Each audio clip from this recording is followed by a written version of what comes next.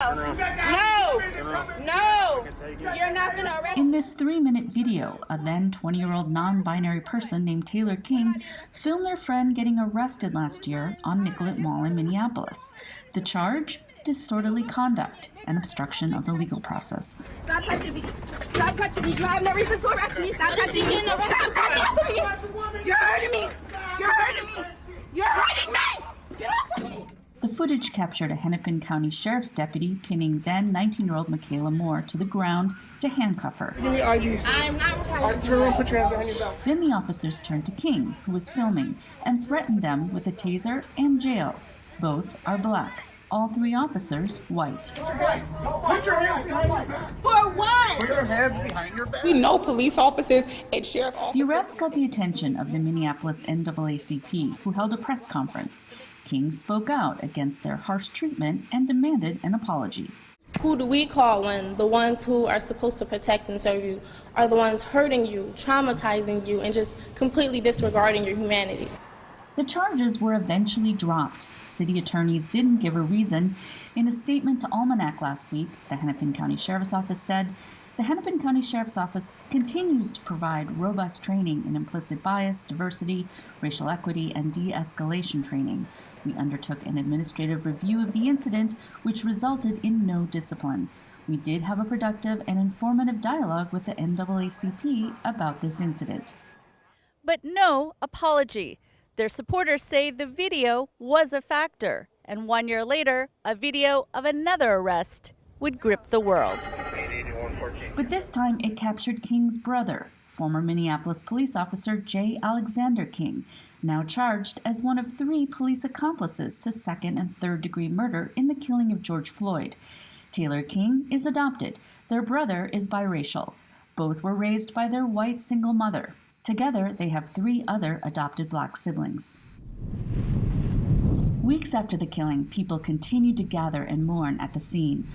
Flowers, signs, and teddy bears lined the intersection. Activists say police violence against black people in custody is something the community has been railing against for years. White supremacy just runs rapid in Minnesota. I often call it the white Wakanda, right? Because it's the best state ever if you're white, but it's also the worst state ever if you're black. And I think what our brother George Floyd death is showing is it's just all coming to the surface. This is systemic. If you even think about the foundation of policing in America, it was really built off the backs of black bodies and slave patrols. And so now they're still treating us like enslaved Africans, brutalizing our community. Redmond spoke out against Taylor Kueng's arrest a year ago. She says the systemic racism goes beyond just the police, but they are on the front lines. The biggest problem is the lack of accountability, and that's why I appreciate Chief Arredondo so much, because he's the first police chief to actually hold officers accountable. The fact that he fired all 4 officers within 24 hours of the videotape being released, that speaks wonders. And it's also incredibly rare. We do not charge police officers very often.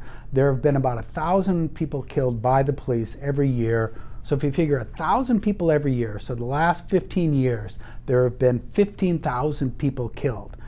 Only 100 of those cases were charges ever brought. Charges, not convictions. Pat Kittredge spent 31 years as a Ramsey County public defender. Both his father and brother were state patrol officers. He says one problem is that the police are often controlling the narrative. They are the principal investigators and witnesses for prosecutors. They need them, and they need their support and their help. But instead of just being a policing problem, he says it goes deeper, much deeper. It's these high visibility cases we pay attention to, but it's the day-to-day encounters of people being stopped in their cars and treated differently based on their race that has a profound impact on our culture and our society to a greater extent, and then prosecutors maybe taking tainted evidence or arguably tainted evidence and not calling the police on it, and then the trial court maybe turning a blind eye to that as well, and then the appellate court maybe supporting the trial court. And structurally it works all the way through the system sometimes. Justice is supposed to be the goal, and in the case of George Floyd's killing, experts say it might actually work. The video is the game changer. The idea that you have the video there changes everything. Because otherwise you'd have people would you'd testified, you'd have different viewpoints.